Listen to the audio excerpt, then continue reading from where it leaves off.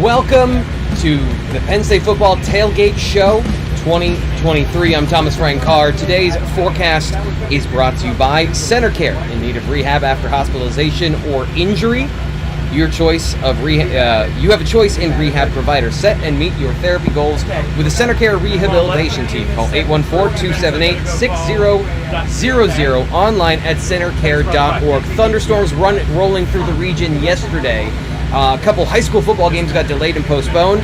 You heard it last night if you were sleeping in Happy Valley. Clear right now. And what we're being told by the forecast is that it's going to be clear until after the game. So the weather is cooperating for 100 and however many thousand people to watch Penn State and Delaware here at noon, Beaver Stadium. I'm Thomas Frank Carr alongside Aeneas Hawkins for Penn State defensive tackle. Aeneas, it is game 2. We talked this week a lot about improvement. We talked this week a lot about getting better irrespective of your opponent and keeping that same consistency. So for you, kind of on a broad scale, first off, thank you for being here. Welcome to the show. What are you looking for this week? Yeah, well, anytime you go into week 2, especially after a week 1 opener in which you play a Power 5 opponent, prime time game, it's kind of easy to get caught up on the emotional roller coaster and the hype train of, oh, this opponent we're playing is good, this one's not so good. So if I'm Penn State football, I need to show up today with the same approach that I had against West Virginia, with the goal of getting better. We broke down some of the film. There are plenty of areas that Penn State football can continue to grow, and that's really what it comes down to. If you want to find yourself competing against the best of the Big Ten for a potential college football playoff spot, it's critical that you improve every week, and it's no different against Delaware today. We'll be getting to some of those conversations about the offense and the defense, focusing obviously on Penn State this week for a Penn State football tailgate show. This is kind of the thing. When we got a noon kickoff, it feels like a damp towel outside. Penn State fans, I was chastised this week for not knowing that the tailgate lots opened at 7. I just want to say that most people didn't know that the tailgate lots opened at 7 according to what I saw around here when I got here at 7:30. So, is it going to be a sleepy atmosphere for the Nittany Lions in week 2, especially as you mentioned, coming off playing a Power 5 opponent right away? How's that going to translate to the energy on the field and to the goals for this team? We're going to get into that over the next 90 minutes or so. When we talk about this, the view of this game, and I should say, the view of week 1, where certain people thought that the Penn State defense didn't play well enough. Certain people expected, a 38-15 win. That's exactly what we're looking for. How do coaches treat a win over an opponent, and how do they treat a loss? Is there a difference in how they approach these things? Would sound better? Yeah, well, no matter what happens, once you get out of that team meeting on Sunday and you break down the film, whether you won or you lost against the team that you play with, you get out to practice, you correct the mistakes. And one thing Coach Franklin and his staff are good at is blowing that siren at practice to indicate to everybody that we are moving on from what we just talked about that last game. We're moving our focus forward to the next week. Obviously, when you have a win, it's a lot more exciting, it's a lot more fun. But win, loss, or draw at this point of the season, every time you cut the film on, you're making corrections, you're making adjustments to try to make the team better than what they were the week before. So tell me a little bit more about that. There's a horn there? I'm not exaggerating. There's a couple of air horns that they air at the same time. All the ball boys that you see running around practice have one in their pocket. Coach Franklin signals above his head, they blow those horns, and you move on from West Virginia to Delaware, for instance. But yeah, once those horns blow, any mention of the week before gets you in some trouble. Does it work? Is it effective? The air horn is very effective. Everybody understands the deal. So this is the next thing, is kind of setting up the value of this week, because I think, kind of looking ahead to and not predicting the game right away, but if Penn State wins 55-10, or, they put up 63 points, there's a certain percentage of, well, it's Delaware, it's an FCS opponent. What's the value for a player in winning and playing that way against an opponent that isn't your scout team or, good on good in practice? It's always good to play against an opponent that's not practicing against you every single day and understands the schemes you're going to run. It gives you a chance to see how your schemes match up against different looks. But the most important thing to me when you play a team like Delaware is that you hopefully, in an ideal world, Penn State football has an opportunity to get his 2s, get his 3s, some reps at the end of the game, and start building some of that depth that we know is ever so important, especially up front. throughout the season. And then also for next year as well, you want to get guys comfortable and confident and give them the ability to go into games that may be bigger than Delaware. And to do it confidently and do it in a way in which Penn State football is not hurt by a backup being in the game. Is there a feeling to running a play right that you can't replicate? Oh man, I don't even know how to describe it. It's I'm sure there are people watching me play baseball. It's like when you hit a home run, you get a perfect swing on a fastball, and you just know that ball is out of there. When that play gets executed at a high level, man, not a lot of feeling to stop it. So we're going to be getting into that a little bit today and looking at, you know, some of the areas where Penn State needs to get that feeling of, yeah, that's how we do it. That's the way it's supposed to be against a team like Delaware. So bouncing between some of the things you said, are they getting to the threes this week? They got to the twos last week. Are they getting to the threes? You're going to see Jackson Smolik in the game. You're going to see some of those depth offensive and defensive linemen that we talk about of like you said, playing for the future, building for the future, those guys getting them reps in the game. Are we going to see that today from Penn State football? Yeah, I think you definitely see it up front when we get some twos and some threes even in the game, getting some reps. I don't know about the quarterback position. It's interesting because Jackson Smolik is a guy who Franklin has obviously spoken highly of, and any opportunity he gets, he makes sure to mention that the freshman quarterback is doing a really good job and is more advanced than what they thought. The conundrum is you got to give Bo some reps. You got to give Bo as many reps as possible to keep him as satisfied for as long as possible, because eventually you want Bo to potentially be the starting quarterback in Penn State football, right? So I expect to see Bo for sure, hopefully some Jackson, but especially up front, man. Those threes towards the end of the game, you got to start building some depth there and get them in the game. So what are you looking for, I guess, on a specific level from some of those guys? I know we looked at the defense. What are your checklist of things today that you want from this defense? Well, number one, I expected, and that's to stop the run. Especially after a week where people are questioning whether or not Penn State football is capable of stopping the run at a high level. You got to practice it. You got to put into practice in week 2 against an opponent with an offensive line who simply does not have the skill set necessary on paper to compete with these defensive linemen that Penn State has. So that's number one. The reason that's so important is because I want to see Penn State secondary flying around, making plays, breaking up balls, forcing some turnovers. That was one thing from last week I would have loved to see that we didn't get in week 1.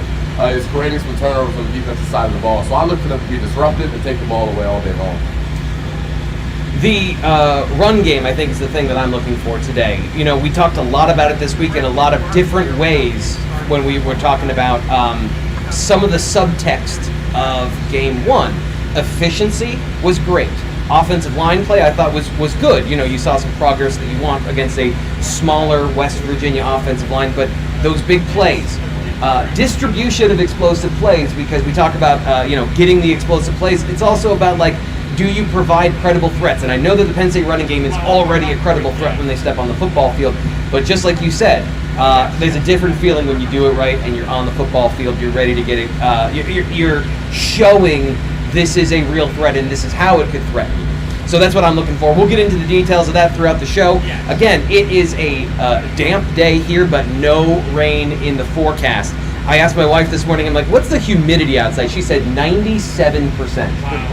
97%. So, don't bring a poncho, but definitely bring something to wipe yourself off with, because just sitting here, incredibly comfortable. This is a nice breathable shirt. I already have sweat going down my back because it's just condensation. It's not even sweat. It's just it's raining on the inside of anything. That's all it is. Traps a little bit of heat. So let's bring some heat today on the Penn State Tailgate Show. I'm Thomas Frank Carr. He is Aeneas Williams. We're going to be talking Aeneas Williams. That is a much better Aeneas than the one you're sitting next to. Honestly, I respect you both at the same level. Actually, I respect you more. I know you. You're awesome. Well, I appreciate that. Aeneas Hawkins.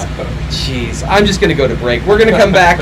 Right now, we've got this. We have Penn State practice highlights, your look into Penn State practice. The things we just talked about, we're going to show it to you here on the YouTube channel. You're going to hear about it on the radio side as we take a commercial break here on the Penn State Tailgate Show.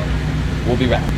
I'm Thomas Frank Carr, and these are your Penn State practice highlights. We're taking you inside the gates of the Lash practice facility each week to see how the team is preparing for its next game. Be sure to like the video and subscribe to Blue White Illustrated on YouTube so you never miss the action. Penn State football defeated West Virginia 38-15 last weekend at Beaver Stadium in front of a sold-out crowd. However, that doesn't mean that it was a perfect game from the Nittany Lions, and progress is the key this week. Head coach James Franklin was happy with his defense playing their best at the right moments, but says the group needs to correct some issues heading into the game against Delaware this weekend. Linebacker Abdul Carter struggled at times during the event, but was still a critical part of the game plan for the Nittany Lions. Franklin preached patience with the budding superstar. I know he's got really high expectations and standards for himself, and so do we. Trust me, we're glad he's in there, and we got to remember he's still a young player.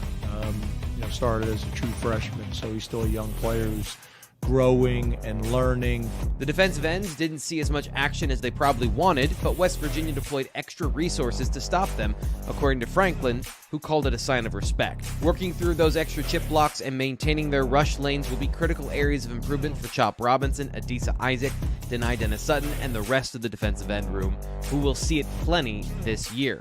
Finally, let's check in on standout quarterback Drew Aller, your Big Ten Offensive Player of the Week. Yep, he still throws an awesome ball. Imagine that. He and the Penn State offense were efficient on Saturday, but working to score in the red zone, where the team came up empty twice in the first half, is an emphasis. The team put up 38 points, 7 of those coming with only 4 seconds left when the backups entered the game. So offensive consistency, still a talking point. Getting points on every drive that the team is in scoring position is something they must do against Big Ten opponents. Penn State running backs Katron Allen and Nick Singleton were highly efficient, averaging over 5 yards a carry, but only managing a combined long run of 14 yards. Breaking a big run is coming, and something they should do this weekend. Finally, the Nittany Lions were 3-9 on third down, which is another area they'll need to improve as the season goes on. Those are your Penn State practice highlights. I'm Thomas Frank Carr. I get it. You didn't make it to today's game. You didn't plan ahead in time. Nobody's perfect. We totally get it. I'm T. Frank, and I'm here to help you with that for the rest of the season, though. Tixman Gym is your source for reliable tickets to Penn State home football games. Join the most exciting atmosphere in college football with Tixman Gym. Primetime games, noon kickoffs, big opponents, whatever you have in mind, whatever game you want to go to, they've got tickets for you. If you've been looking for a source of Penn State football tickets, a reliable one, Tixman Gym at TixmanGym.com, formerly PSUTixman.com, has been running his ticket exchange in Wilmington, Delaware for over 25 years. Every buyer is handled with courtesy and respect, and every purchase is guaranteed. Most tickets transfer to your Ticketmaster email address. So get your tickets, 302-521-8380 or TixmanGym.com. That's 302-521-8380. Are you a company that is passionate about athletics and wants to tap into the Penn State sports community? Maybe you're a community organization in State College, Center County, Pennsylvania, or even planet Earth. Are you interested in growing your brand and leveraging our YouTube and podcast platform? Or are you just a person that has some money to spend? If you're any of those things, or something I didn't bring up just now, consider advertising on the Blue White Illustrated YouTube show. We have a dedicated and passionate audience that is just waiting to hear from you. Through me, talking about your business on the show. That's how we do it. So if that sounds like something you're interested in, email Michelle DeLee Hamilton at michelle@comanpub.com. That's michelle@comanpub.com. We're waiting to hear from you. Through me, talking about you. Again, that's how we do it. But the one guy I do kind of actually want to mention is Jaden Blair, safety prospect. We talked about him a little bit. I'll have a story on him here shortly, pretty much once we get done with this show.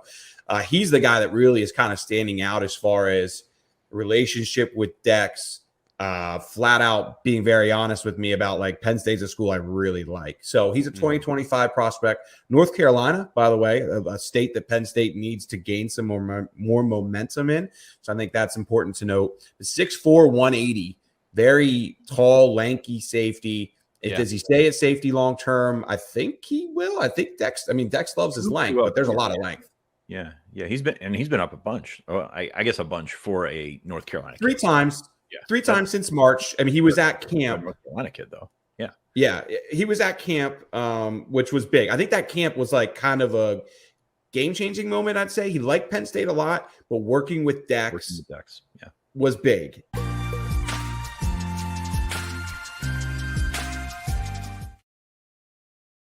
I tried to put that feet up, so I might have to go. 15 seconds.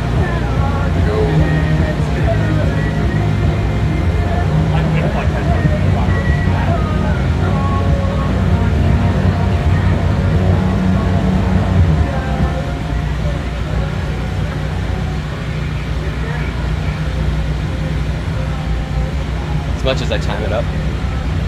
Blaze Alexander Family Dealerships celebrating more than 40 years of service to the community. Blaze Alexander Family Dealerships has a vehicle to fit your budget and transportation needs. Home of the $1,000 lowest price guarantee with 19 locations throughout Pennsylvania. This is the Penn State Football Tailgate Show, brought to you by the Blaze Alexander Family Dealerships. I'm Thomas Frank Carr. We are coming back here to talk to you about some of the things Penn State's going to need to do today on the field to not just win, but have a successful day and have a day that you want to have against a team like the University of Delaware. Got a question here. If Delaware spreads it out, do the linebackers need to play extra fast? And if so, who are the players that fit that scheme? I think that's a really great question about Delaware and their fast-flowing passing attack. James Franklin mentioned seeing a lot of screens, bubbles, short game. Who does that affect the most? Yeah, it's the corners. It's guys like Kurt Jacobs who you see out in coverage.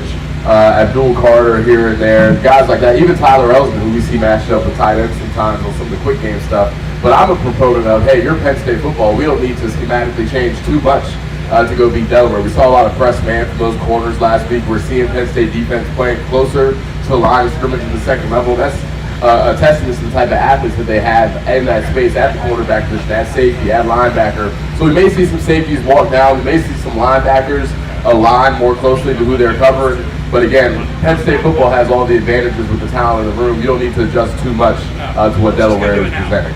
Yeah, and that's one thing, kind of looking at what they saw last week, is that Delaware saw a lot of zones, saw a lot of, coverage from Stony Brook. Penn State can man up and they can do a lot of different things that they want. I would imagine we're going to see a lot of zone that's going to stress those linebackers as much as they're going to be in some individual matchup situations. But going into that defense, it's a great transition into what we're talking about here in our first segment, an area where Aeneas is an expert. He's going to tell you about some of the things that he saw on film from the defense. So let's dive into it. What are the areas of improvement from week one that you saw on film? Let's start up front with the defensive line. What did you see in terms of made you feel better about what the overall film that you saw as opposed to what you saw when you were watching it live? What did you find when you took that second look? Yeah, the two biggest things that I was disappointed in watching live was just the fact that Garrett Green was able to escape the pocket a couple more times when I thought he should have been able to. And then obviously there were some explosive runs in the mix the West Virginia had that made their stats look better than what they really were. So, when we watched the film, I saw a couple different things. Every now and then you see a defensive lineman out of his gap, maybe a linebacker out of his gap. So I want to see those two levels play together, because when they do, which we saw on film throughout the game as well, they're going to be a tough team to run the football on. The next thing I'll tell you is, just with the defensive ends, you have Aeneas Hawkins, you have Chop Robinson. It's no secret that that's supposed to be one of the better duos in college football, and other teams also are aware of it. What we saw from West Virginia last week was a lot of chipping of those defensive ends with tight ends to slow them down in pass rush, get them off of their rhythm, and really make them ineffective for most of the game. So I'm interested in seeing how those defensive ends respond. That's a look that they're going to continue to get until they illustrate and show on film that they have an answer for it. Yeah, how do you defeat chips? How do you make sure that you can get around those? Yeah, one thing is maybe instead of engaging the tackle, you're engaging that tight end. The next thing is, and the more likely answer is, it's an alignment adjustment. When you have an opportunity, get Chop Robinson outside of that tight end. Yeah. Get Aeneas Hawkins outside that tight end, because it's going to make it tough for the tackle to kick out of there and slow him down and pass rush anyway. So it's really just an alignment thing and adjusting that way. How did you see the defensive tackles? Because I know that's going to be a thing that everyone wants to talk about every week. Are they big enough? Are they strong enough to hold up against the run? And there's a certain perception that yards equals bad defensive tackles from last week. I don't think we saw that. I don't think that we saw that they were pushed around in any way. I know you talked about gap assignment, but can you talk a little bit more about what they were asked to do last week? Yeah, and that's the thing you can expect from Penn State D tackles up front, and really their entire D line. With the type of athletes that they have, you can expect to see them moving a lot, especially when they bring pressures, which we know Manny Diaz is going to do at a higher rate than 99% of defensive coordinators around the country anyway. So I saw them stunting a lot from one gap to the next. And I think it worked out well for him for the most part. Devon Elise and Keem Beamer are both two D tackles who are better athletes in terms of the D tackle scale of athletes. I don't know how many people are looking at that, but they are athletic guys that can get from one spot to the next. I saw Devon Elise specifically do some things that I liked on the goal line, kicking that guard back, which gave me some confidence that, hey, when they need to play straight up and play through their gaps and play physical, they do have the capability to do so. Yeah, and I think that's going to be an interesting mix this year of coming out so hot. Like Manny Diaz was really aggressive from a schematic standpoint in that week. in that week 1 game. I wonder if, you see a little bit less of that, trying to get things buttoned up from, especially the game plan coming in with some of the young guys, if you want to get those guys some work as well. It would be interesting to see exactly how they play that. Tackling is another thing that you and I talked about and looked at. How do you fix tackling when the people missing the tackles are traditionally good tacklers? Abdul Carter missed 4 according to PFF from last week. So how do you fix that particular thing? Is that a focus thing? Is that how do you deal with that? It's tough because in 2023 there are less training camp practices, and with those practices you're seeing less tackling, less contact, less physicality all around than what you would see in the early 2000s, 90s, where guys are coming out week 1 prepared to tackle, prepared to make all these plays that they're in position to make. So to me, it's continuing to do tackling circuits, continuing to do what we call hunger drills on the defensive side of the ball that are specifically working on open field tackling and things of that nature. But more so than anything, it's just live reps. It's getting guys comfortable. Abdul Carter has not forgotten how to tackle people. It's a matter of getting him in positions to continue to do it at a high level. And that's another reason why a game like Delaware is so important, to get him some of those reps, to get it back to where they were at the end of last season. You are listening to the Penn State Football Tailgate Show, both on 99.5 The Western State College and broadcast on the Blue White Illustrated YouTube channel. Got people listening from all over the world on the stream as well. And Josh from Gaithersburg, Illinois. We are national and international Aeneas. And one thing I want to talk to you about in this particular situation of what we saw from, I think it boils down to communication at some point. How did you feel the communication was week 1, and how do you improve upon that, going from that game into this game, which we kind of covered maybe you don't have the same intensity, but you need to fix these things for what you have coming up? Yeah, well, I'll give credit where credit is due. I thought that Kobe King did a good job stepping up. I saw him film multiple times where he was getting guys aligned where they needed to be. He was being really vocal before the snap. And it's going to be important for him to have that type of leadership. Whether it's him, Tyler Elsdon. When I played, it was Jaquan Brisker and Jair Brown getting everybody aligned and getting them communicated to where they needed to be. But it's going to be important, not just this week, but throughout the season, that they have that type of communication.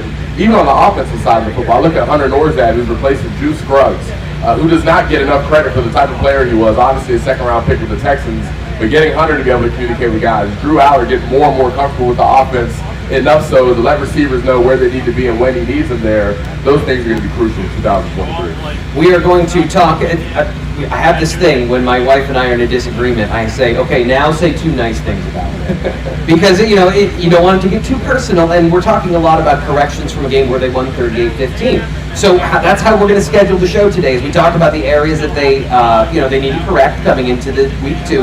But we're also going to talk about some of the standout areas for both sides of the football, and then we're going to get into that in the next segment here on the Blaze Alexander Family Dealerships Penn State Tailgate Show.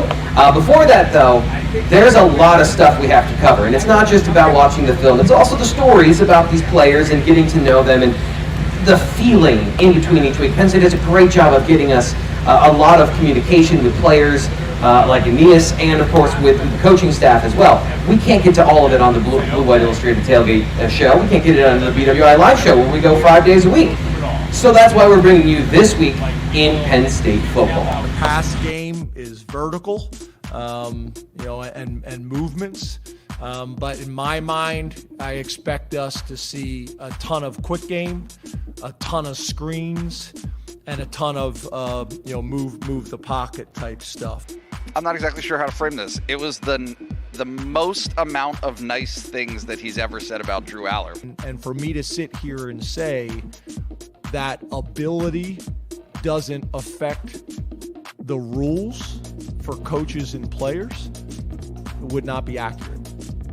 I think he knows the stuff cold, or knows the stuff pretty darn good, and he's just so calm and poised that allows him to go through progressions. Yeah, I mean, Malik McLean has an outstanding work ethic, one of the hardest workers on the team by far.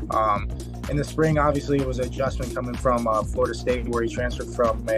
Yeah, Malik has done a phenomenal job improving. He came in the spring with the early enrollees, and he worked his butt off all summer. He did a great job. Really, I wanted no time off. I didn't want to go sit nowhere. I wanted to get in here, get active, learn the playbook early, give myself that time to make all the mistakes I needed. So when summer came around, now I'm in a little groove, fall in a better groove, Yeah, for sure. You know, with a quarterback who's that mobile, who escapes from the pocket that much, you know, you kind of do have to play things just a little bit differently. But like I said, I think that was a good challenge for us, just because we're not going to see too many quarterbacks with like his run ability. So, I mean, I was just proud of how we were as a team, as a unit, especially with all the timing. I thought we had really good timing between quarterbacks, running backs, receivers, and tight ends. So I thought everybody was on the same page. And, you know, coming out, honestly, competing in practice, you know, you can't slack one day, because if you slack the whole week of practice, you could be out of that rotation. So it's like, you know, you got to bring your A game every day. You can't come out lackadaisical, because the next guy's going to be pushing you and make. It's our first post-game show. That's exciting itself, isn't it? Yeah, good game for Penn State football. Lots of positive things to talk about, while also still having some corrections, which I think everyone likes to hear. So we can get into all of that today. And we have a full show, and we just sat down and we get to talk, right? We just get to sit down and talk about the game. I love it. And you know what my favorite thing is, T. Frank? You said there's issues that need to be cleaned up. And that means we get to talk about your favorite topic, the kickers.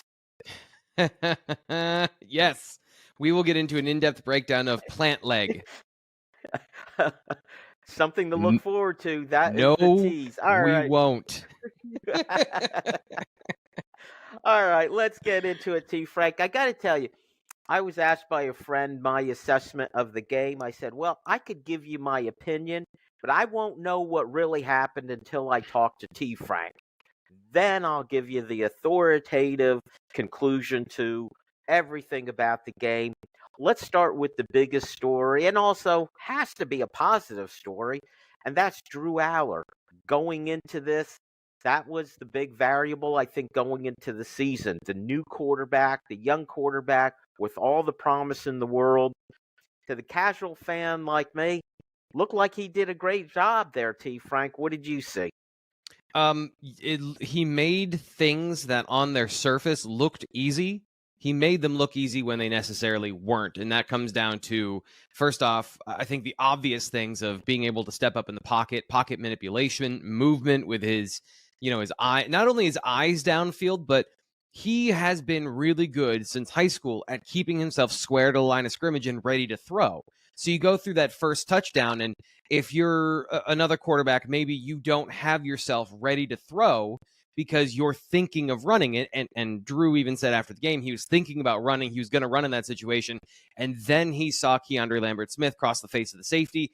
So he loaded up and threw the ball. But that's because his eyes were downfield, and he's been taught so well to keep himself in a ready-to-throw position. And that rotational throwing motion that he has, he can do that from different platforms, different angles, and still deliver the ball with good velocity and good pace and good accuracy. So on that ball in particular, how many guys can sling it 40 yards down the field off platform with essentially just their arm into the... He had his forward momentum, sure, but mostly just his arm, and it was on target. Wasn't perfectly placed, but it was on target for Keandre Lambert-Smith to catch and get a touchdown. So from that perspective, lots of tools. You saw every single tool he has on display on, I think it was the second pass for a touchdown.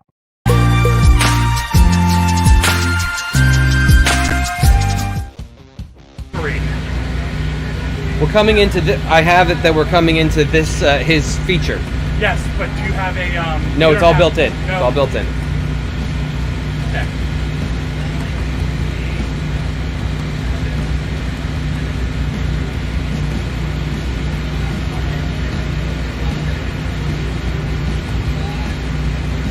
So goddamn serious.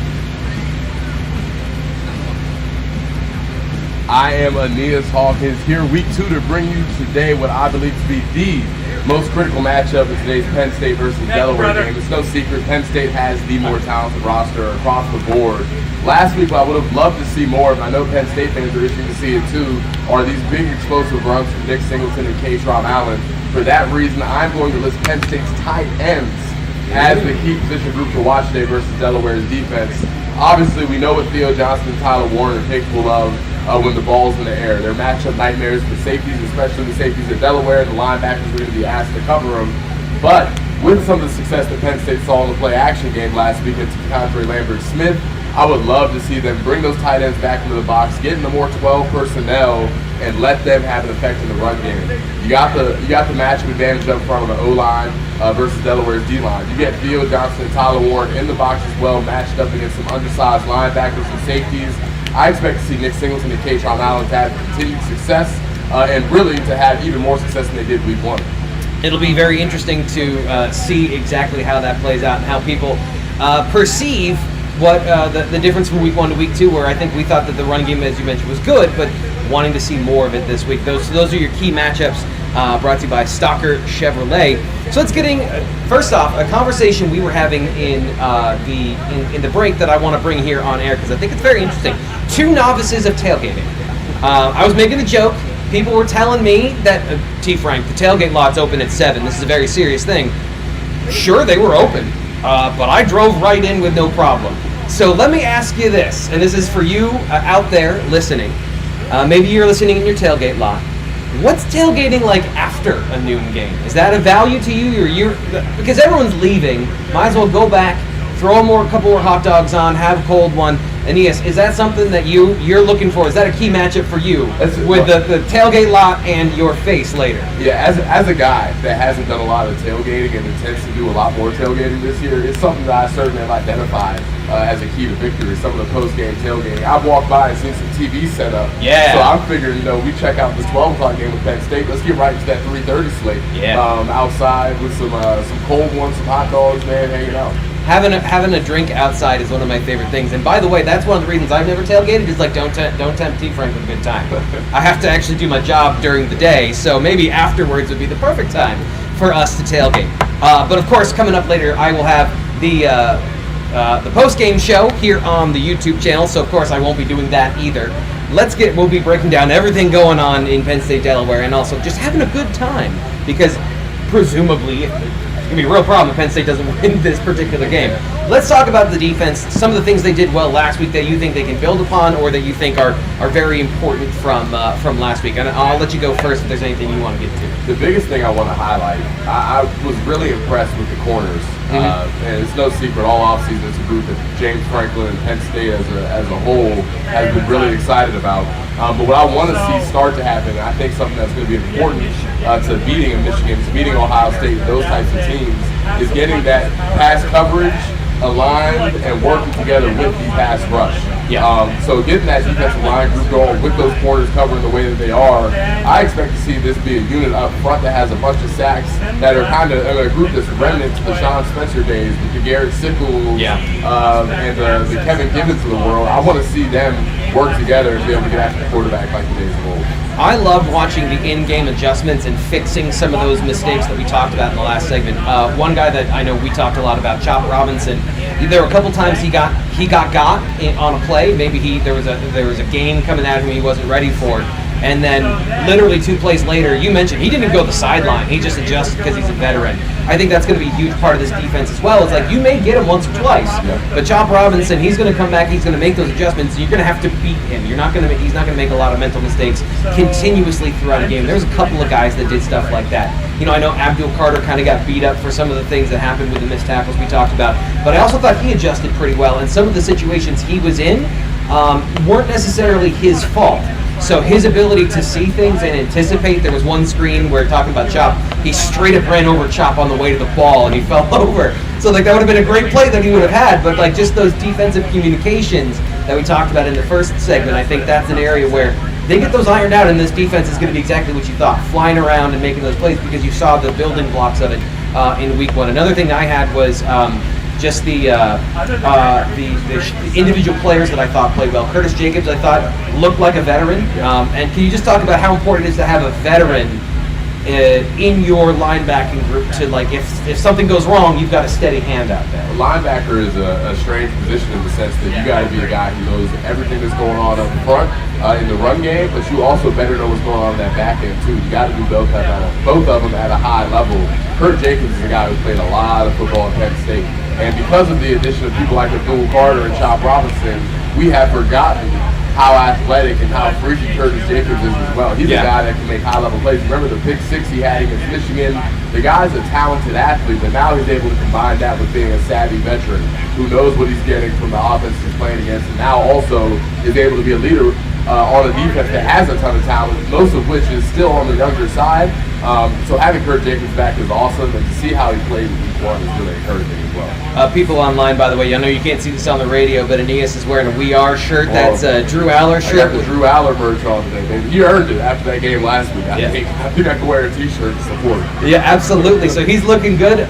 Listen on the radio for sure, but if you want to check out Aeneas, you've looked real clean the last 2 weeks. You've been on here looking fresh, so people loving the fits. I got to keep up with you, Frank. I appreciate it. I'm wearing this because literally all of my YouTube polos were dirty. I wear like the same 5 polos because it's like I record. This is way too much. Nobody cares. I record in just a bedroom, and there's no AC, so I need something in the summer that isn't like a full sleeve, or else I'm going to die. And you know it's breathable, so it's a good fit. And are there any other players you wanted to highlight here in this segment? Another guy that I'll highlight that I think is going to be important to continue to see develop throughout the season is Jordan Vandenberg. There were a couple plays where he maybe was out of his assignment a little bit, but there were a lot of other plays where he showed tremendous physicality. The one play he made to slow down that first down, I think he stopped him short, as a matter of fact. He turns, runs, chases the receiver down. He's playing with hustle, especially that D tackle position. You got to have some depth where you don't have size. Get guys in there with fresh legs that are able to play at a high level. If you're watching here on the stream, we're having an awesome time talking to you guys. We're here live on 99.5 The Bus. Please like and subscribe to the Blue White Illustrated YouTube channel. Share this with everybody. Let them know that we're doing this live tailgate show locally. Again, 99.5 The Bus in State College and on the Blue White Illustrated YouTube channel. And if you got any questions, we can interact with you guys here on the stream as well on the live show.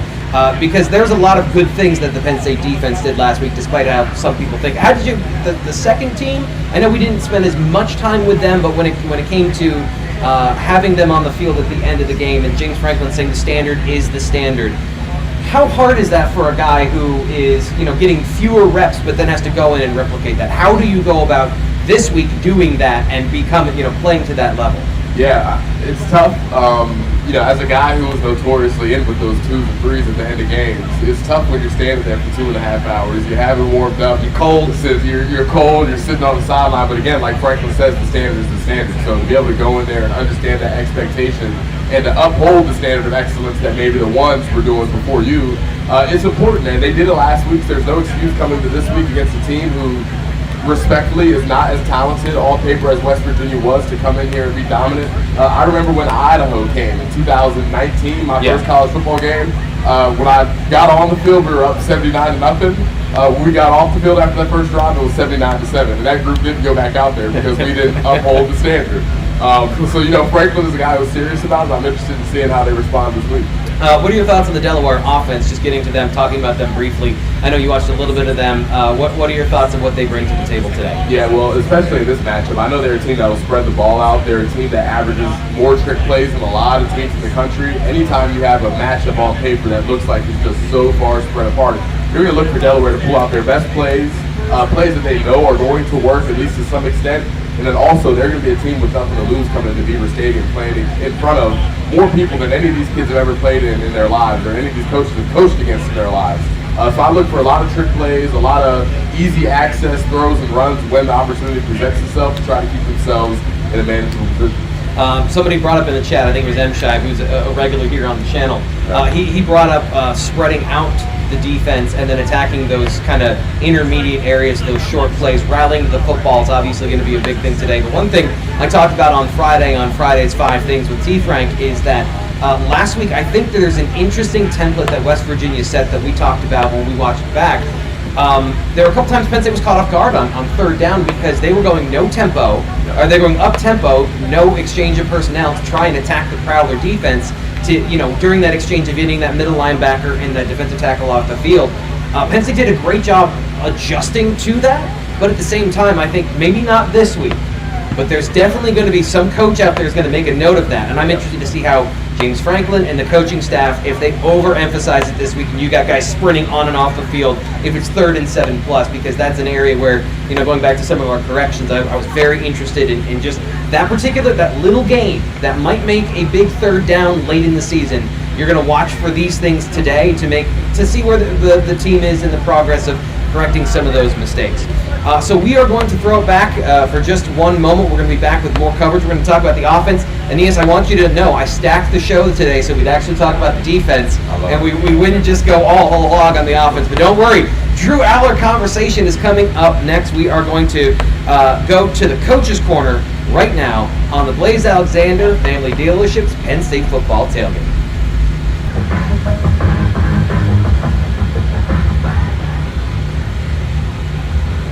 Welcome back to the Blaze Alexander Family Dealerships Penn State Tailgate Show. I'm Thomas Frank Carr. We are talking about a couple of different things here. We are getting to the offense and how they performed last week. Former Penn State defensive tackle Aeneas Hawkins with me as well. Doing a great job keeping our mics closed during the commercial breaks as well.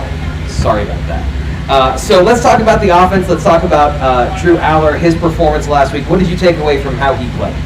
What did not take away from the way Drew played last week? The way he was poised last season as a true freshman, which was impressive. But the throws he was making in week 1, when he had a lot of doubters in prime time, questioning whether or not Drew was going to be ready to take that next step, to me, he proved everything he needed to. Watching him go through his progressions, watching the pre-snap, being able to decipher where to go with the ball. There were some snaps. He hiked it and then was able to take one step and then absolutely sling it in there exactly where he wanted it to be. The play action passes, stepping up in the face of pressure, dropping dimes off of 1 foot. There are just some throws that kid's able to make that are not typical for a college quarterback. He was making them all week 1. So I had this conversation earlier this week, and this is kind of where his performance led me, was down an interesting, just a different sort of rabbit hole. There is this thing in the NFL draft process that is relatively new called the S2 cognition test, and it tests not like the Wonderlic where it's just your classic academic intelligence. It tests some of your physical intelligences, your spatial awareness, your ability to track multiple targets at the same time. And kind of what you were saying is I was thinking he must have a great S2 test because he was doing a great job. One of my favorite throws was Nick Singleton check down, under pressure, about to get sacked, and he just tosses it into the flat and avoids a negative play by just knowing where his checkdowns were, knowing where his players were at all times. The backside dig when he got it to Troy Wallace, where he's getting through a full field read. These are things, and James Franklin talked about knowing the offense cold, knowing where everyone is at the same time. Lots of guys know where everybody are. You can have guys that are brilliant on the chalkboard, but when it comes to the actual translation to the field, there's a different level of intelligence, there's a different level of processing skills for Drew Aller. We're supposed to be talking about where they can correct things in this segment, though, and we already started gushing. Is there anything from Drew that you saw that you want to see him correct from week 1 to week 2? From Drew, not to be anticlimactic here, but I was very happy when we got from Drew.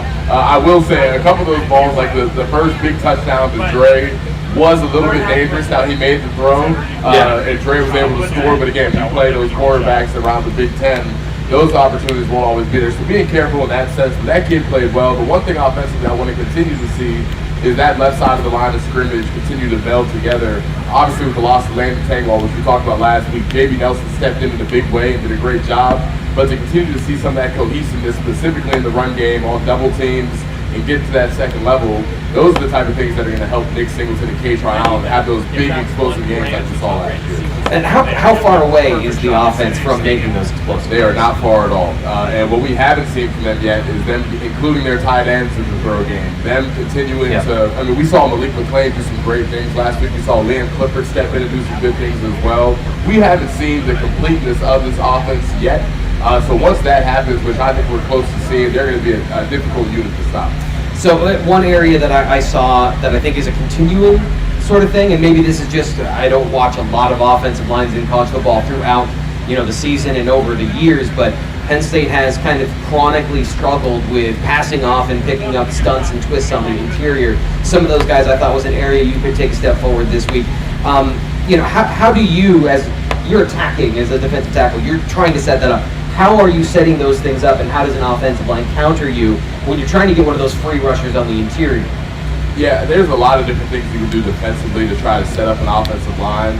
The key when you're dealing with a unit like Penn State's is that they're very studied up coming into the game. They know what to expect. They watch enough film to understand what pressures you like and what situations, and they prepare for those. What you can do defensively to get an offensive line off rhythm, like we talked about when we watch film, are those tendency breakers. The looks that you're not expecting or maybe you haven't seen, which there are plenty of only in week 2, right? Those looks are especially tough for an offensive line to stop, because really that's their biggest advantage.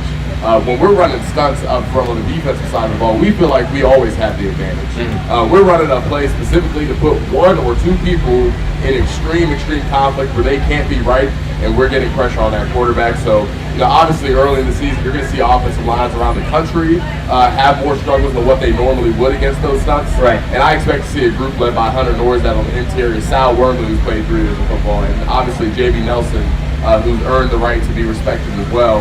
I expect to see them make their adjustments in week 2. Do you think it's something that comes out and it's pretty clear? Because one of the things I looked at with this Delaware defense, they blitzed 6 of 11 times. Again, it's Stony Brook, it's week 1. This might be a week-to-week thing in terms of how teams adjust. They blitzed 6 of 11 times to bring pressure on 3rd down, with a lot of those crossing blitzers and from the linebacker position especially. So is that something that if they come out and they struggle with that a little bit to start the game, do you think they stay in a little longer to try and work on it? Yeah, I don't, it's interesting because although Delaware was able to run so many pressures last week, again, you said they played Stony Brook. Right. I'm not sure that you want to spend all day sending 0 pressures at Drew Aller when you're already at a disadvantage in your secondary versus Penn State's weapons. So I expect to see them do it early, like you said, to kind of test the waters and see how it holds up. But I also know that could be a recipe for disaster for Delaware's defense. So I don't expect them to see as much, or to do as much pressure today as they did last week. So when it comes to, you mentioned getting the tight ends involved today. How do you feed the tight ends and feed the running backs, and does that kind of bleed into one of the other conversation points I had for this segment, which is you've got so many football players that need to get the football, so many talented football players. So let's focus first on the tight ends. How do you get them involved while also running the football, and do those things go hand in hand to you? They definitely go hand in hand. I think it starts with getting in as much 12 personnel as possible. With Tyler Warren and Theo Johnson on the field, is running the ball successfully to set up for some of those down the field shots that you want to take. But at the same time, it's just getting those tight ends in positions, whether it's little flat routes, check downs, drags, different things that you can do to get them going. The thing about tight ends, the great ones like Theo Johnson and Tyler Warren hopefully will end up being that they may catch the ball at 5 yards, but it might take 2 or 3 bodies to get them on the ground, right? Yeah. So those little 10, 12-yard games that you can count on for those tight ends are important, and while they may not be crucial to Penn State winning today against Delaware, it's really important that you get some of that progress going for the tougher matchups down the road. That's going to be something interesting going forward as well, where I had a conversation with somebody this week about is using the tight end a conservative thing, and is that why Mike you're such attack with the wide receivers? It's a yes and a no answer, because you can also be super aggressive with your tight ends, right? You can run them down the seam. You can use them like slot receivers to try and get those explosive plays. And that's where, as you mentioned, this is a dangerous threat if you are the Penn State offense, that you have multiple abilities to get the ball to the tight ends in different ways. They can catch and run, but also Theo Johnson last year averaged 17 yards a catch, or just shy of it. So he can be explosive. He can be explosive in a couple of different ways, and then getting that running game going. So this week, when it comes to the Delaware defense, they play a 3-safety defense, and I'm super interested to hear your opinion on 3 safeties. How do you stop the run against this particular team? You mentioned going 12 personnel. You got 3 guys, so you have therefore less people up front. How are you trying to plug all of these holes in the dam if you're Delaware? Yeah, I don't know a lot of teams that run pure 3 safety looks. I would assume, and I've seen before those 3 safety looks, a lot of times you'll see 1 safety coming down closer into that box to eventually slow down that run. But I think you're right. You bring 3 safeties onto that field, it's tougher to stop the run than what it should be. And that's why I recommend Penn State get into that 12 personnel, because it's just tough to stop dynamic running attack with 3 safeties on the field. Now, I do think it could help them limit some explosives in the pass game. But the thing with the Penn State offense, we've talked about this before, you want to run 3 safeties, that's fine, pick your poison. Yeah. And that's what Penn State has to show an ability to do today, is take what the defense is giving them and then beat them at the thing that they're not covering up. Yeah, and it's just going to be interesting to see how Penn State's running backs handle that player in space, because that we're expecting they're going to get to the second level pretty confidently with the offensive line, and then that safety is by nature a little bit deeper than a linebacker would be. So how do they play that in space? How are they able to break that tackle and then keep going and get those explosive plays? I think that's why you and I are both looking at the running backs today to be a big part of this game. But then going into so we're looking at the tight ends, we're looking at the running backs, those are explosive plays. We expect a lot of points today because that's how these FBS games go. But then last week we got the receivers involved, and there's just a lot of mouths to feed. Do you concern yourself with that in modern football? I know the football coach answer would be no, but the transfer portal, everything else that goes into what is modern football, is this something that you're now considering?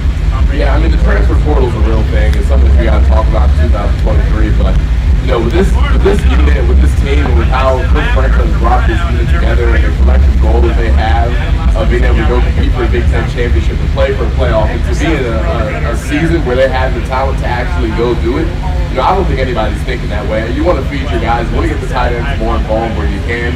But the reality is you're not going to be able to keep everybody happy. There's only so many amount of snaps, especially with the rule change. After first downs, the clock used to stop. That's not the case anymore. It's less snaps the guys are getting. So you kind of take all those things into consideration and get guys the ball when you can. But the most important thing is to win the game. These guys get there. With the Penn State offense, I don't think there are as many things that we're going to talk about in terms of improvement from last week, because they were balanced despite the fact that they threw the ball so effectively. So let's talk about the backups then and what you want to see from the guys later in the game. How much are you looking for, and what are you looking for from the offensive second or maybe third tier? Yeah, well, I'll start with the receiver position. I want to see that third receiver continue to step up. I want to see that competition extend further and Susan. We saw Malik McClain do a lot of really good things. He's got the most buzz right now. But again, we saw Liam Clifford do some good things too. I want to see where's Amari Evans at. How has he continued to progress? And then the next thing is, you want to see that offensive line group show and prove that they have some depth behind the guys on the field. We know that we've seen a Penn State offensive line get beat up throughout the season. One guy that I'm close with that I'll call out and I want to see in action today is Nick Dawkins. Is he a guy that's going to be able to plug in and swing at any of those three spots if the time comes where he's needed? We're now down Landon Tangwall. We've already bumped J.B. Nelson up as a starter. Guess who's next up? Nick Dawkins better be ready, right? So those are definitely the guys I'm highlighting and focus on today when they do get in the game. So I apologize. I was a lot of plays spinning in the air. Did you mention Drew Shelton?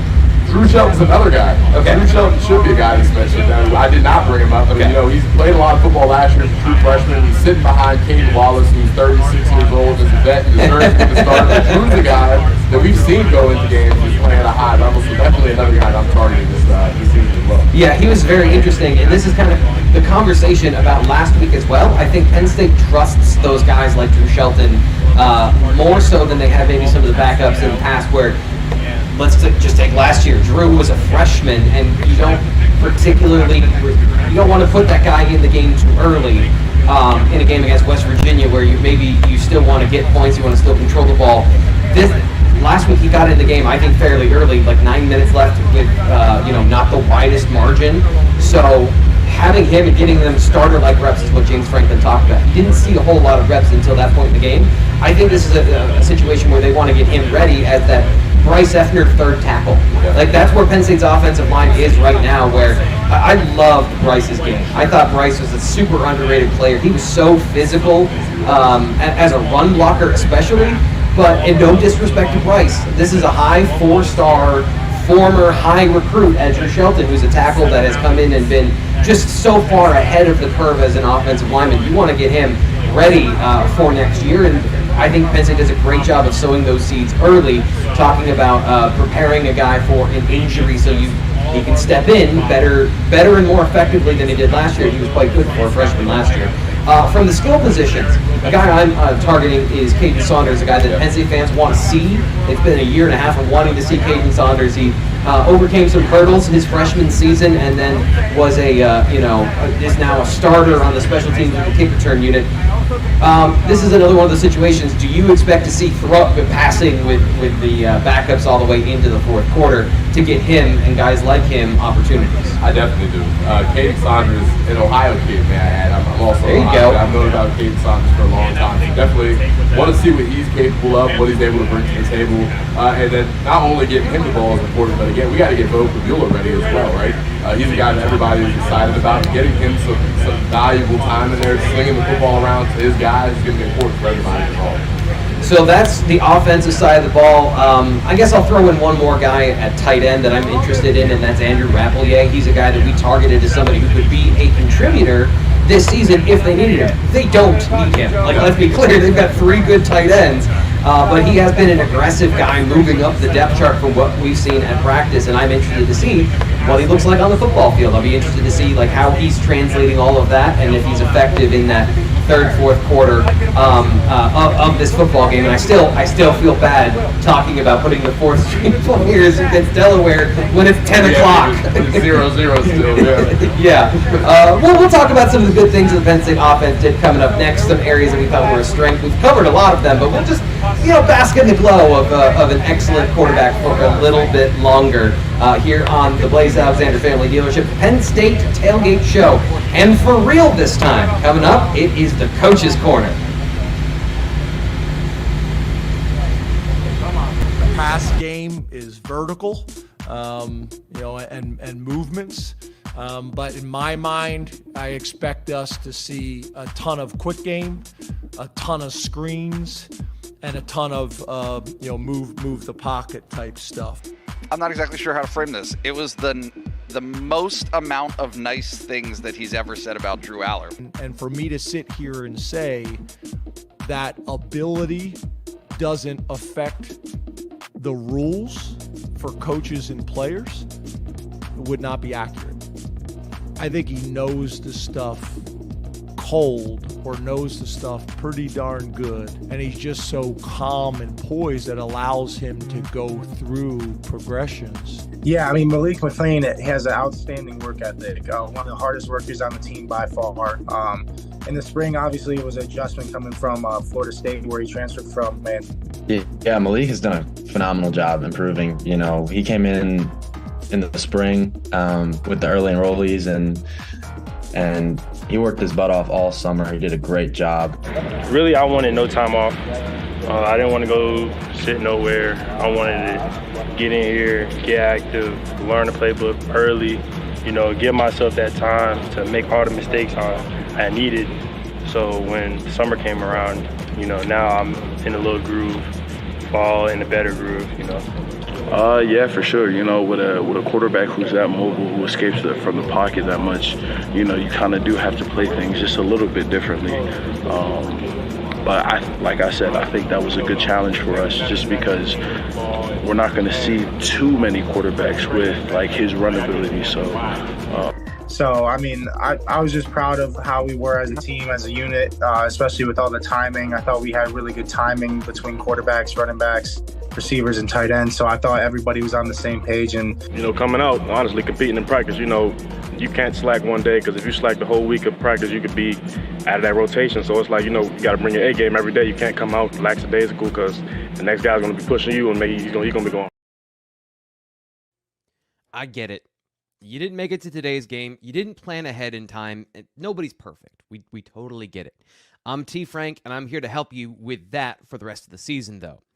Tixman Gym is your source for reliable tickets to Penn State home football games. Join the most exciting atmosphere in college football with Tixman Gym. Primetime games, noon kickoffs, big opponents, whatever you have in mind, whatever game you want to go to, they've got tickets for you. If you've been looking for a source of Penn State football tickets, a reliable one, Tixman Gym at TixmanGym.com, formerly PSUTixman.com, has been running his ticket exchange in Wilmington, Delaware for over 25 years. Every buyer is handled with courtesy and respect, and every purchase is guaranteed. Most tickets transfer to your Ticketmaster email address. So get your tickets, 302-521-8380 or TixmanGym.com.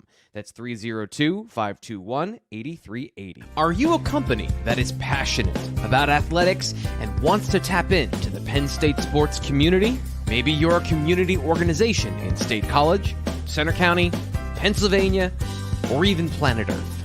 Are you interested in growing your brand and leveraging our YouTube and podcast platform? Or are you just a person that has some money to spend? If you're any of those things, or something I didn't bring up just now, consider advertising on the Blue White Illustrated YouTube show. We have a dedicated and passionate audience that is just waiting to hear from you. Through me, talking about your business on the show. That's how we do it. So if that sounds like something you're interested in, email Michelle DeLee Hamilton at michelle@comanpub.com. That's michelle@comanpub.com. We're waiting to hear from you. Through me, talking about you. Again, that's how we do it. But the one guy I do kind of actually want to mention is Jaden Blair, safety prospect. We talked about him a little bit. I'll have a story on him here shortly, pretty much once we get done with this show. He's the guy that really is kind of standing out as far as relationship with Dex, flat out being very honest with me about like Penn State's a school I really like. So he's a 2025 prospect. North Carolina, by the way, a state that Penn State needs to gain some more momentum in. So I think that's important to note. 6'4", 180, very tall, lanky safety. Does he stay at safety long term? I think he will. I think Dex loves his length, but there's a lot of length. Yeah. He's been up a bunch. I guess a bunch for a North Carolina kid. Three times since March. I mean, he was at camp. North Carolina kid, though. Yeah. Yeah, he was at camp, which was big. I think that camp was like kind of a game-changing moment, I'd say. He liked Penn State a lot, but working with Dex was big. I'm Thomas Ryan Carr, and these are your Penn State practice highlights. We're taking you inside the gates of the Lash practice facility each week to see how the team is preparing for its next game. Be sure to like the video and subscribe to Blue White Illustrated on YouTube so you never miss the action. Penn State football defeated West Virginia 38-15 last weekend at Beaver Stadium in front of a sold-out crowd. However, that doesn't mean that it was a perfect game from the Nittany Lions, and progress is the key this week. Head coach James Franklin was happy with his defense playing their best at the right moments, but says the group needs to correct some issues heading into the game against Delaware this weekend. Linebacker Abdul Carter struggled at times during the event, but was still a critical part of the game plan for the Nittany Lions. Franklin preached patience with the budding superstar. I know he's got really high expectations and standards for himself, and so do we. Trust me, we're glad he's in there, and we got to remember he's still a young player. Started as a true freshman, so he's still a young player who's growing and learning. The defensive ends didn't see as much action as they probably wanted, but West Virginia deployed extra resources to stop them, according to Franklin, who called it a sign of respect. Working through those extra chip blocks and maintaining their rush lanes will be critical areas of improvement for Chop Robinson, Adisa Isaac, Denai Dennis Sutton, and the rest of the defensive end room, who will see it plenty this year. Finally, let's check in on standout quarterback Drew Aller, your Big Ten Offensive Player of the Week. Yep, he still throws an awesome ball. Imagine that. He and the Penn State offense were efficient on Saturday, but working to score in the red zone, where the team came up empty twice in the first half, is an emphasis. The team put up 38 points, 7 of those coming with only 4 seconds left when the backups entered the game. So offensive consistency still a talking point. Getting points on every drive that the team is in scoring position is something they must do against Big Ten opponents. Penn State running backs Katron Allen and Nick Singleton were highly efficient, averaging over 5 yards a carry, but only managing a combined long run of 14 yards. Breaking a big run is coming, and something they should do this weekend. Finally, the Nittany Lions were 3-9 on third down, which is another area they'll need to improve as the season goes on. Those are your Penn State practice highlights. I'm Thomas Frank Carr.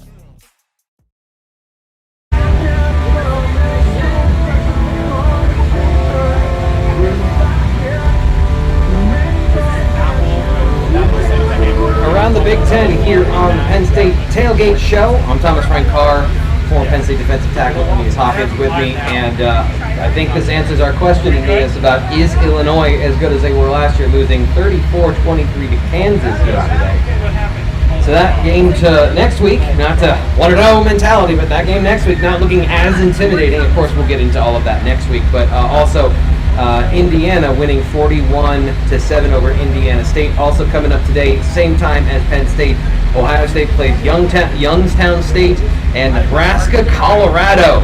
So a good noon schedule. Virginia Tech, Purdue, all those coming up at the same time as Penn State. But that Illinois game, did you watch any of it last night? I didn't have a chance to catch any of it. I was doing some prep for the show today. Yeah, I was sound asleep. I'm not. Illinois is not must-see TV in my world. I did catch the highlights.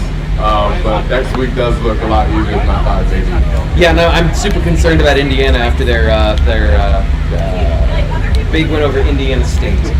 And by the way, those ums and uhs is my brain trying to do 41 minus 7 but I'm not going to be doing live math ever again, guys.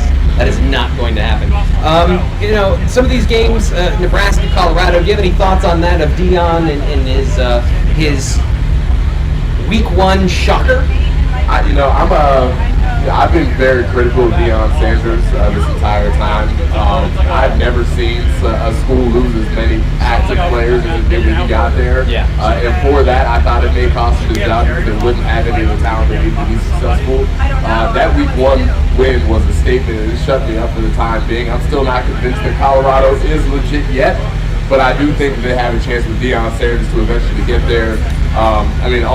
To open up the season with a ranked win against a team that played the national championship is always fun. So a couple questions. Apologize for the audio issues. We're doing some live engineering here on the set as well, trying to get all of that fixed. I apologize for that. I also don't have a feed of the live stream, so we're trying to get all of those issues with the audio fixed with our translation over here to the live stream. But some of the questions here around the Big Ten, looking at some of these games. What are you looking for if you're Penn State kind of setting up for that Big Ten schedule? Yeah, you're always watching. For some reason, it's blown out, like it's super high, or it was. Specifically those teams that you've historically struggled with. But it's all right. It's all right. I think I've got it now. Even Michigan State, you're always watching to see what they're doing. But at the same time, you got to keep the focus on yourself and how you can get better. You're paying attention to trends. One thing that people don't know about the graduate assistants who are on staff with Coach Franklin Penn State football is that they're watching film on opponents weeks and weeks in advance, getting ready for game plans, scouting out tendencies and all those types of things. So if I'm Penn State, I'm paying some attention to that slate, but not too much. Just focus on one of them. So let's get back here and talk about Penn State, the Penn State football team specifically. Stop looking around the Big Ten, although we will be keeping up to date throughout the season in that feature to give you ideas about what's going on, especially when Penn State's playing night games or noon games. So for this offense and some of the things they did well last week, is there something other than Drew Aller is awesome that you want to highlight here? Olu Fashion and what the tackles were able to do for most of the game was very sound. The Penn State offensive line as a unit is just further ahead early in the season than they used to be when I was playing. That unit was one that typically was holding back the Nittany Lion offense and what they were capable of doing. That is not the case anymore. They have started the season much further ahead than they ever did when I was playing, and that's really the biggest highlight to me is seeing that group be able to play together, especially after losing a starter pretty much right before the first game of the year, and be able to plug a guy in and keep it business as usual for the most part was impressive for me. Yeah, I thought the run blocking was really good from the offensive line. We mentioned that earlier, but you were right. With West Virginia, those tackles, I don't think they were challenged as much as they might be in future games. Is that something? I don't think Delaware is going to be able to challenge them as well. Olu obviously has he is a top 5 pick, and he built that on being a pass protector. But from that pocket clean, sort of being able to keep guys away from Drew Aller's blind spots, do you think that that's something we'll learn more as the season goes on, or are you confident Caden on that right side has taken a major step? I'm confident in that group top to bottom, and I picked them as a favorite in 99% of the matchups we'll see them in. One thing that I will say is, obviously with Ohio State, you got guys like Jack Sawyer, JT Tuamaloa, who are back this year, can cause problems for any of the tackles that they face. So it's certainly not the time if you're Caden Wallace or even if you're Olu to take a deep breath. It's not all good yet. You got a lot of time still to play. But those are two guys I'm confident. Caden Wallace has had his ups and downs throughout his career, but he's as talented as anybody comes, and he has looked to improve a lot in this final season. So one of the things, and I want to highlight this specifically, there was one play that I saw last week, and I'm going to shift into the tight ends because I thought they were excellent run blockers. We talked a lot about them not getting the football, but They were a major part of Penn State's win last week in that efficiency of the run game. Theo Johnson has taken a major step as a run blocker. That 260 pounds is for real. That's no joke. He plays to that side. There was one particular play where he's supposed to seal the outside, and then he has guys pulling around him. He didn't quite get it on number 10, Bartlett from West Virginia. But what he did, and the thing I noticed from him this year, is last year he would have let that bubble. He would have gotten pushed in the backfield. He is just grinding on people now. He is a physical run blocker. And what he did is he and then one of the offensive tackles just rode that guy out of the play and opened up a big lane for it was Katron Allen to cut off the backside. So the Penn State tight ends adding that 12 personnel. The point is that they can run block and catch, and they can run block and catch. Brenton Strange, I was concerned maybe that there wouldn't be a lead dog in terms of he was such a good run blocker last year. Well, they have one, and he might be even better because he's 6'6", 260. Any other guys that you want to highlight in terms of individual performances, maybe a receiver that stuck out to you that did a good job? Malik McClain, I brought him up a couple times. He did some really good things in week 1. And we talked about it before. That's a room that people wanted to talk about and question whether or not they had a number 3 receiver. To me, after last week, what I saw is they have a couple different options as a number 3, number 4 guy they can go to. Malik McClain, Liam Clifford, and again, I'm really looking forward to this week seeing what Amari Evans does when he gets his opportunity. A guy like Caden Saunders, are they able to put their names in the race as well as guys that can be trusted down the stretch? Yeah, McClain was a guy that when I watched this film at Florida State, I was like, dude, this guy, he can run, he's big, and they put him in the slot, he can run some routes. Yeah. You saw that explosiveness and that size and that potential that he brings, and the hard work. And we got to meet him this week, and we got to hear from him, and kind of hear him talk about his work ethic and why he came in immediately and started getting ready. And you see the results in week 1. Will it happen every week? No, that's the whole point of this. And so if you don't see him out there performing today, and it's somebody else, it's what we talked about in the previous segment of there are so many players that need to get the football on this offense, and that's a good place to be. And speaking of which, another guy we haven't mentioned yet, he had some struggles in week 1, but also showed some flashes of good things. Dante Cephas is another guy who looks like a really good athlete. As he gets comfortable playing in this big-time environment at Beaver Stadium, and he's focused on things like catching the football, and he's not as much worried about the environment he's in. I look at him to have another good year as well. He's a guy who's proven success record in the MAC, and to me is a guy talented enough athletically to have some success here as well. Yeah, and it's one of those. It's great to bring those two guys up back to back because they have a similar story. Both of them are transfers into the program, but very different roads. Dante Cephas could not come in the offseason because of the credit situation at Kent State and his graduation status and a whole bunch of things that if you're a Penn State football fan, you don't really think about all these things for him getting into the program. He committed before Malik McClain, but he couldn't get here until the summer. So that's an area I think if you're a Penn State football fan, down the line, maybe October, mid-October, that's going to be, to me, where I'm looking for is Dante Cephas taking a step now that he's been here long enough, he's able to get into the offense, and all the time that McClain did his work and his learning, he did all of that in the summer, in the spring, and Cephas is doing that on the job right now. So kind of a mirror image of each other, two sides of the same coin to see how they progress throughout the season. But one guy I want to bring up, going back to the spring, I was talking a lot about Penn State needs an X. They need an X receiver. They need a guy that can be a chain mover, somebody you can throw the ball to. I know that it was against a specific coverage, but I thought Trey Wallace looked good in that role as the dude who got the most targets. He got 7 catches, 72 yards. That's what you need, and he can bring big plays, too. He definitely can bring big plays, and one thing I saw him doing very well was beating man coverage. I saw that from both him and Trey. To be honest with you, both of them, they took steps forward and being able to beat man-to-man. Their routes look smooth. Trey Wallace is a kid who has always been freaky athletic. I mean, from the time he was a freshman and he get thrown into competition periods of practice and one-on-ones, it was noticeable how athletically talented the kid was, and to see him after this offseason having been able to continue to polish himself as a receiver and as a route runner and as a threat overall, it'll be fun to see what he's able to accomplish this year. So we're coming back with our predictions for this game. Do you want to peek at any other games on the table? No. Okay, me either. We'll talk about that next, coming up on the Penn State Football Tailgate Show, brought to you by Blaze Alexander Family Dealerships. We are going to be bringing you our predictions next. We, as always, split offense and defense. Fitz, you were with the defense. Any insights, and where do you want to start with what you saw from the Nittany Lions yesterday as they go from week 1 to week 2? Of course, coming out of week 1, you have the questions about the guys that weren't there against West Virginia: Keziah Izzard, Daquan Hardy, Amin Vanover. Saw 2 of those 3 out there yesterday. Actually saw Keziah Izzard in one of the promo videos that Penn State put out, so that's a good sign. But Hardy and Vanover seem to be banished to the scout team, and that's obviously, I think you can read into kind of their status for what you're looking for in the next couple of or the next week. So yeah, I think that that's where you start with that. Defensively, not a ton beyond that. We saw a lot of work for the younger guys, which I think you can expect. I hate the FCS games because you don't want to say that they're going to pound them and then play the backups, but you kind of have to. Like, you kind of have to focus on that. So you're looking at guys like King Mack getting out there. Mason Robinson was out there with the defensive ends, and his number. That's kind of how we differentiate between the guys that you think might play and the scout team guys. He was out there in his number 42. So that's interesting. Defensive end, a little thinner, of course, without Amin Vanover there.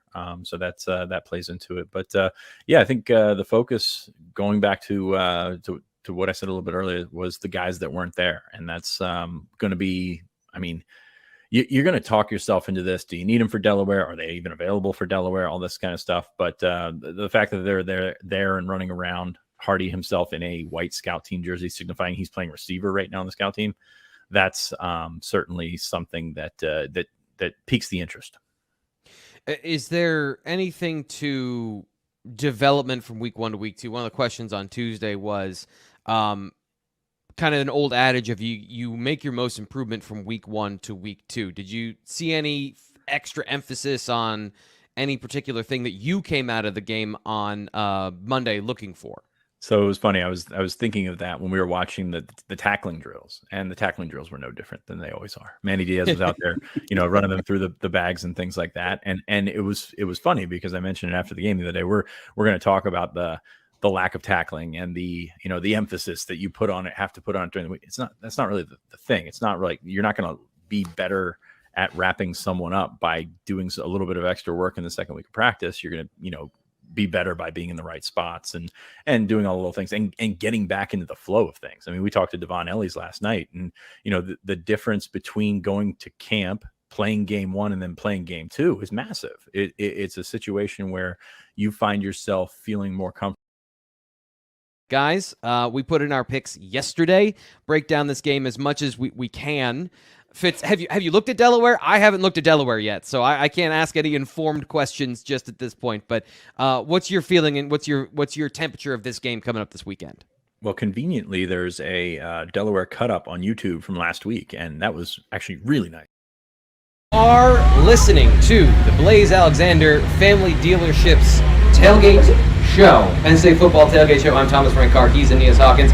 We are going to get into our predictions for today, brought to you by Metz and Forest Products. But of course, Blaze Alexander Family Dealerships is the sponsor of today's show, celebrating more than 40 years of service to the community. Blaze Alexander Family Dealerships has a vehicle to fit your budget and transportation needs. Home of the $1,000 lowest price guaranteed, with 19 locations throughout the state of Pennsylvania. They are regional, and just like this show, on the Blue White Illustrated YouTube page, going all over the internet. Here, 99.5 The Bus and their stream as well. Aeneas, we are in the final couple minutes here. We got our predictions for the game, but of course, we're not just going to give you predictions of who's going to win and by how much. We're going to give you how it's going to happen and what we think some of the key situations are that are going to cause that. So let's start on the offensive side of the ball. Let's wrap up that conversation. We've said it a couple of times, but let's bring it all together. Where are the explosive plays coming from for you today that Penn State wants to get to that 15% mark in their explosive plays during each game?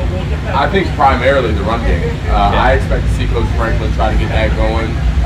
We saw something in week 1, but to take another level, take another step with a running back duo that should, and I emphasize should, they should be one of the top running back duos in the country, if not the best. They should compete with Blake Corum and Donovan Edwards of Michigan, in my opinion. So I expect to see that today. I expect to see some play action pass like we saw last week. You catch Delaware in a blitz look, a zero look. Don't be surprised to see Drew Allard cannon, as we call it, see him do this around his helmet, and then take a giant shot against the secondary that he has a talent advantage over with his wide receivers. But that run game is really what I'm keying on today. Yeah, I agree with that. I was watching the Penn State running backs practice this week, and you saw it in some of the shots. If you watch the Blue White Illustrated YouTube channel, you see our practice highlights.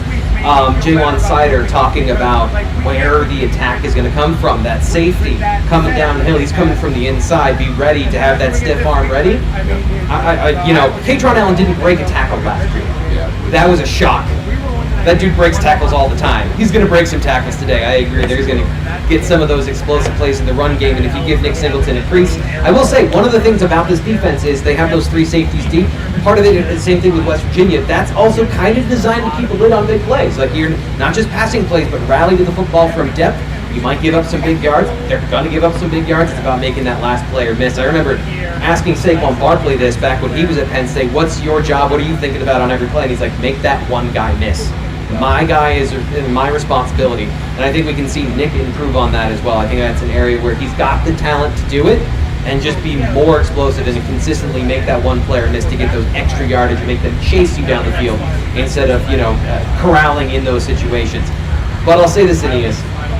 It's not like if all of a sudden you mentioned a stick route, right? Just something to the tight end and Theo Johnson breaks the tackle. That could also be where the explosive plays come from today. There's a lot of different ways. A lot of different ways for them to get some explosive offense. They just have so much talent on that side of the football. Like you said, so many mouths to feed in terms of getting the ball to. I expect to see the tight ends get going, the running backs. You saw what the receivers were capable of last week. I expect the offense to score a lot of points. So it's early Thanksgiving. What you're saying is there's a buffet of points and explosive plays for everybody to feast. I've never heard anybody refer to early September as early Thanksgiving, but I'll accept it because I'm a Thanksgiving guy. We call it, in my house, we call it too soon season. Too soon season. Like, as soon as Labor Day is, like, you can see it on the calendar in the distance, it's like, Halloween is here. Let's get all our decorations up for Halloween. It's like, that's in October. And as soon as like mid-September, you're seeing corn and you're seeing like the stalks you can buy. So we're doing too soon season for explosive plays. Flipping over to the defensive side of the ball, looking at where Penn State is going to make their hay. James Franklin talked about a lot of quick screens, a lot of quick game from Delaware. They like to throw their ball. By the way, the quarterback, I think he's a fun player to watching that Stony Brook game. He's got kind of that sidearm thing going on. He's another one of those guys like Garrett Green, very confident, throw it all over the football field. Does Penn State get some picks today because they aren't Stony Brook and he's throwing at them? Penn State, there is no shot that they walk out of this game with anything less than the turnover that they created. I think they should have got a couple last week. I think they had some opportunities that they didn't capitalize on. I think they take the run away. I think they emphasize taking the run away because they know with the quarterbacks, the safeties that they have, Delaware has no shot to throw the ball downfield. They have to rely on the quick game. And if they can step up and shut that type of game down offensively, then it's going to be turnover heavy with that quarterback throwing that ball around. Yeah, and necessity is going to come at some point. You're not going to get your game plan against Penn State where you're going to throw it quick and you're going to keep the chains moving and get 3 to 4 yards. You're going to get some screens blown up. So at some point, it is going to be 3rd and long. Yep. It's going to be 3rd and 7, it's going to be 3rd and 10. I want to see the Penn State defensive line get some sacks. I want to see them active and get to the quarterback and win some decisive victories around the edge. And here's another thing, Aeneas. We need you out there. We need somebody who's explosive to get some pressure from the interior of the Penn State defensive line. And I mean we in terms of the Penn State attack. Is there a guy out there, one of your guys, that you think is going to be a 3 technique or a guy on the interior to create some of that pass rush from the inside to take all the pressure off the big names outside? Yeah, well, first of all, back to your point, the only way Penn State football loses today is if you see Aeneas Hawkins playing 3 technique. But I will tell you, Hakeem Beeman is a guy that I expect to feast today. He did some good things last week, didn't make any splash plays, so he's not really getting talked about, but was in the backfield consistently. He worked really hard this offseason to go from 255 to 285. He looks like a defensive tackle when he walks around. Yep. I told you when we watched film, I played with a lot of NFL talent on the defensive line, none of which are more dominant than Hakeem Beeman in practice, especially one-on-one pass rush.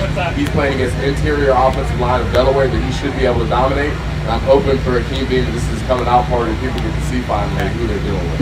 Yeah, I think Penn State fans have been waiting for the next Kevin Givens of a guy who's that disruptor on the interior. And Penn State has had a lot of guys on this roster specifically that have those skills. And Hakeem Beeman has always been top of mind of explosive and because he's so thin over the course of his career, I don't think people realize how big he is. He's got a big frame, long arms, everything you want in a defensive tackle. Putting it all together is going to be the big thing. We got about a minute left here on the show, so give us your prediction. Score. Man, I'm going to go 52-10 to 10. Penn State, I think 7 touchdowns, a field goal, maybe a defensive touchdown, a special team, something to get it going a little bit. I expect Delaware to run some trick plays, maybe get into the red zone, get some cheap yards that way. I don't see Penn State having any problems there. You read my article, didn't you? Because that's exactly what I said. 55-10 as well for the Penn State football team. That'll do it for us today on the Blaze Alexander Family Dealerships Penn State Tailgate Show. I'm Thomas Rancar, Aeneas Hawkins. We will talk to you after the game. Go ahead and just play. Just go ahead and play. You're good.